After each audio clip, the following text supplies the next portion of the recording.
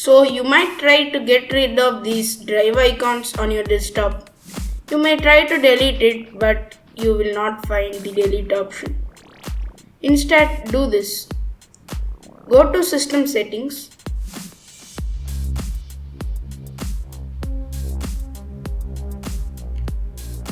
Click on Desktop.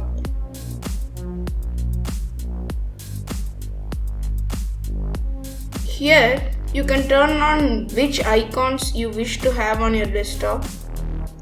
Turn the mount drives off.